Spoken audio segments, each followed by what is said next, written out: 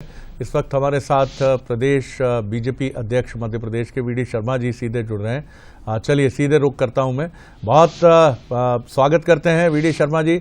और जिस तरह का ये अंतरिम बजट है ये बताता है कि सरकार देश की वित्तीय स्थिति को सबके सामने रखते हुए तेजी से आगे बढ़ रही है और आगे की एक बेहतरी की तरफ। मेरे साथ जो अर्थ विशेषज्ञ हैं वो भी ये मान रहे हैं कि भारत काफ़ी बेहतरीन प्रदर्शन इस समय कर रहा है और ये कॉन्फिडेंस मोदी जी की सरकार में भी नजर आ रहा है। बतौर सांसद और प्रदेश संगठन के मुखिया क्या रिएक्शन है सर आपका? जी शरद जी, आपने बहुत ठीक कहा कि ये बजट माननीय प्रधानमंत्री नरेंद्र मोदी जी के 2037 के जी विकसित भारत के संकल्प का बेस बनाने वाला बजट जी। एक आत्मनिर्भर भारत की उन्होंने जो कल्पना की है उसे साकार रूप देने वाला बजट तो है ही। और इस बजट के अंदर जो प्रावधान अंतरिम बजट में जो किए हैं जी, इस अंतरिम बजट के अंदर महिला, युवा, किसान, गरीब जी, इन सब लोगों को फोकस करने वाला बजट है जी कि ये सर्वांगीण, सर्वव्यापी, सर्वस्पर्शी हर क्षेत्र को कैसे हम सर्वांगीण विकास भारत का करें जी। इस बेस को बनाने वाला बजट आज माननीय प्रधानमंत्री जी के नेतृत्व में आया है जी। और आपने देखा होगा कि 11,11,000 करोड़ रुपए इंफ्रास्ट्रक्चर पर लेकर के आना, रक्षा के क्षेत्र में 11.1% की बढ़ोततरी करना जी। तो इसलिए सर्वव्यापी और सर्वांगीण विकास का ये बजट आज अंतरिम बजट माननीय प्रधानमंत्री जी के नेतृत्व में हमारे वित्त मंत्री जी ने प्रस्तुत किया है। वीडी शर्मा जी, बतौर सांसद और एक ऐसे सांसद जिन्हें संगठन की एक महत्वपूर्ण जिम्मेदारी भी पार्टी ने दी है और आप उस पीढ़ी के नेता हैं मध्य प्रदेश में जिस पर अब बीजेपी का फोकस है, जो हमने अभी 3 राज्यों में भी देखा कि एक ऐसी पीढ़ी जो 50-55 के बीच की है या उससे भी कम है, उस पर एक फोकस है। आप जब प्रधानमंत्री जी के साथ बैठकों में होते हैं तो किस तरह से आप एक रिफ्लेक्शन फील करते हैं भारत को लेकर? क्योंकि उसमें औपचारिक चर्चा भी होती है, अनौपचारिक भी होती है, तो जितनी मर्यादा के भीतर जो बातें आप हमारे साथ साझा कर सकते हैं, उनकी सोच और दृष्टि भारत को लेकर, आने वाले भारत को लेकर, 2030-2050 के भारत को लेकर क्या है? शरद जी, आपने महत्वपूर्ण कहा कि माननीय प्रधानमंत्री नरेंद्र मोदी जी के नेतृत्व में जब हम देखते हैं कि उनका जो विजन है जी, उनका विजन भारत के सर्वांगीण विकास के साथ जी, जो मैंने जिन बातों का उल्लेख किया कि युवा, किसान, गरीब, महिला, इस वर्ग को स्ट्रेंथन कैसे करेंगे और दुनिया के अंदर भारत जी, जो 2047 की वो बात करते हैं, हम केवल चुनाव जीतने मात्र के लिए नहीं है जी, जी, हम जी, केवल सरकारों में आने के लिए मात्र नहीं है जी, हमें 2047 में अपने भारत को विकसित भारत बनाने का जो संकल्प है, जो अमृत काल शुरुआत हुई है राम मंदिर के लोकार्पण के बाद, माननीय प्रधानमंत्री ने यही कहा कि अमृत काल की शुरुआत है।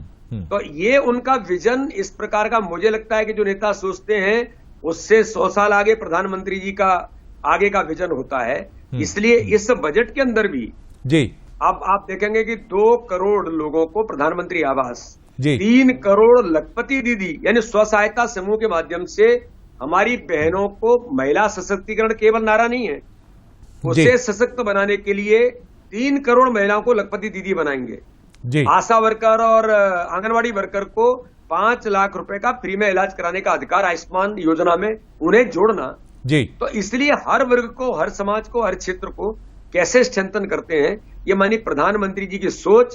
प्रधानमंत्री गरीबों के मसीहा के तौर पर आज देश के अंदर हैं।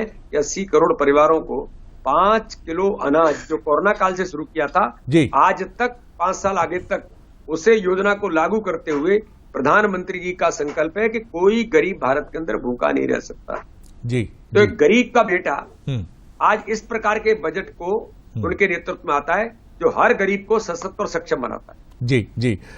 एक चीज और बड़ी महत्वपूर्ण जो हम यहाँ पैनल बात कर रहे थे, पैनल डिस्कशन में विशेषज्ञों के साथ, तो एक पॉलिटिकल कॉन्फिडेंस इस अंतरिम बजट में दिखा है कि आमतौर पर यह अंतरिम बजट जरूर है और अंतरिम बजट में घोषणाएं नहीं की जाती हैं, लेकिन लोकसभा चुनाव के ठीक पहले का अंतरिम बजट है, फिर भी सरकार ने घोषणाओं से परहेज किया है। यानी फुल फ्लेज्ड बजट आएगा जब आपकी सरकार, जिसके लिए शुभकामनाएं हैं आपको, तो ये एक राजनीतिक आत्मविश्वास, इसका आधार क्या आप देखते हैं कि प्रभु श्री राम की प्राण प्रतिष्ठा, रामलला की प्राण प्रतिष्ठा के बाद और अपने शिखर की तरफ बढ़ चला है, और नीतियां और पॉलिसीज को लेकर तो आपके दावे हैं ही जी। आपने शरद जी बहुत ठीक कहा कि मोदी युग में राम रीत से हो रहा नए भारत का निर्माण जी, और यही कॉन्फिडेंस है माननीय प्रधानमंत्री मोदी जी।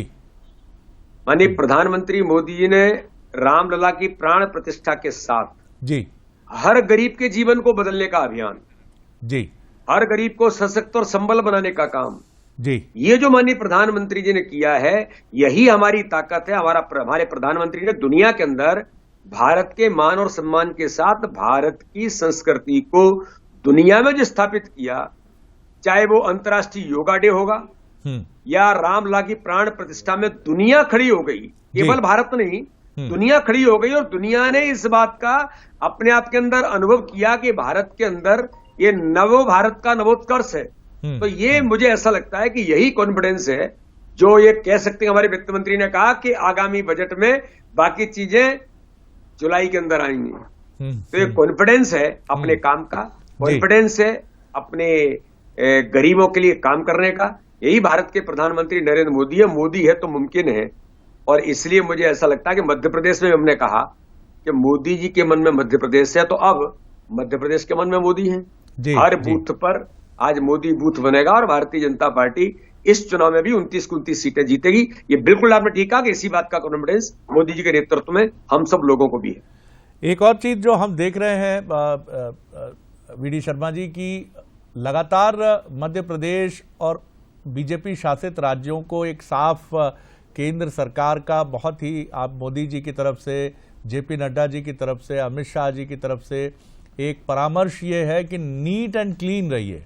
मध्य प्रदेश में लेटेस्ट बात ये चर्चा में है कि सारे मंत्रियों से ये कहा गया है कि आप अपने स्टाफ, पिछले स्टाफ जो हैं वो अब कंटिन्यू नहीं रहेंगे, सो कॉल्ड, कि आप क्लीन रहिए, नीट एंड क्लीन रहिए। आमतौर पर पुरानी चीजें कैरी करते हैं आप, तो कहीं कोई चुनौती आती है, यानी छवि को लेकर भी इतना ज्यादा सतर्क रहने की कोशिश।